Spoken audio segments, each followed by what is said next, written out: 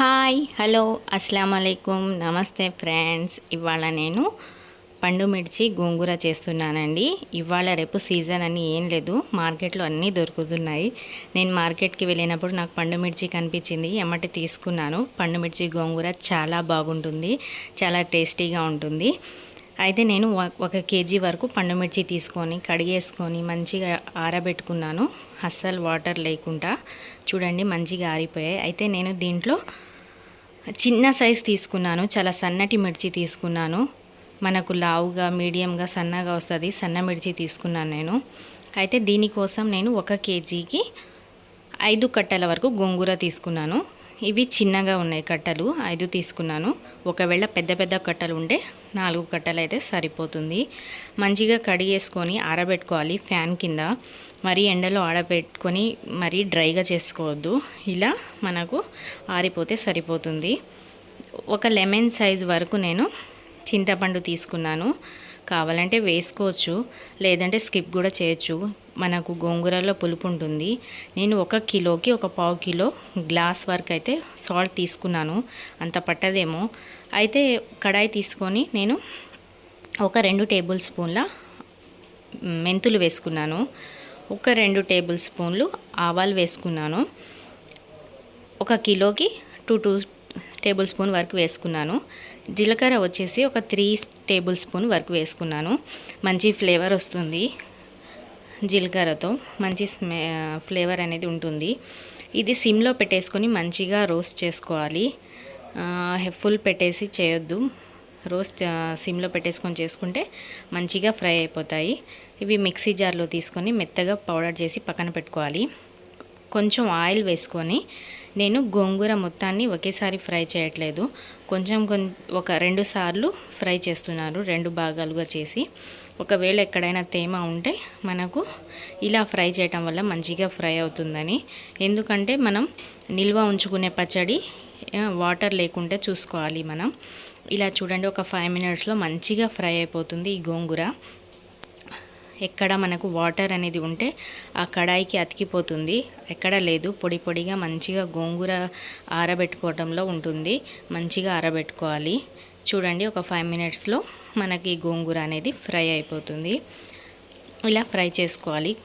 ఒక రెండు సార్లు చేసుకోవటం వల్ల మంచిగా మొత్తం గోంగూర ఫ్రై అయిపోతుంది. దీని తర్వాత నేను మళ్ళీ కొంచెం ఆయిల్ వేసుకొని మిగతా గోంగూరని వేసి ఫ్రై చేస్తున్నాను. గోంగూర పండు మిర్చి కాంబినేషన్ చాలా బాగుంటుంది. చిన్న మిర్చి తీసుకోవటానికి కారణం గోంగూర పుల్లగా ఉంటుంది, చిన్న మిర్చిలో ఎక్కువ ఘాటు ఉంటుంది. అలా మనకు ఈక్వల్ అవుతుంది, మంచిగా స్పైసీగా పుల్లగా ఉంటుందని తీసుకున్నాను. అయితే దీంట్లో నేను కొంచెం ఆయిల్ వేసుకొని ఈ మిర్చీస్ని కట్ చేసుకున్నాను, పండు మిర్చిని కట్ చేసుకొని వీటిని కూడా ఒక 5 మినిట్స్ వరకు ఫ్రై చేసుకుంటున్నాను. అలా కూడా మనం రుబ్బుకోవచ్చు, మతలబ్ గ్రైండర్లో వేసి తిప్పొచ్చు. కానీ ఈ చిన్నది మిర్చి అనేసరికి మనకు కొంచెం స్మెల్ అనేది, అంటే పచ్చి మిర్చి స్మెల్ అనేది ఉంటుంది. ఒక 5 మినిట్స్, జస్ట్ 5 మినిట్స్ మనం ఫ్రై చేసుకుంటే ఆ టేస్ట్ అనేది మంచిగా వస్తుంది ఆ పండు మిర్చిలో. ఒకవేళ ఎక్కడైనా కొంచెమైనా తేమ ఉన్నా మనకు అది పోతుంది.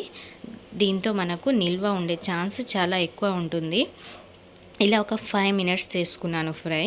దాని తర్వాత జస్ట్ కలర్ చేంజ్ అవ్వకుండా జస్ట్ ఒక 5 మినిట్స్ చేసుకోవాలి ఫ్రై.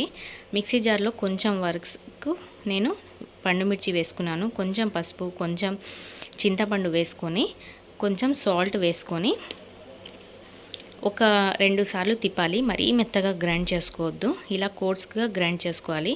దాని తర్వాత నేను ఒక 5 వరకు వెల్లుల్లి, లావు ఉన్న వెల్లుల్లిని ఒలుచుకొని పెట్టుకున్నాను.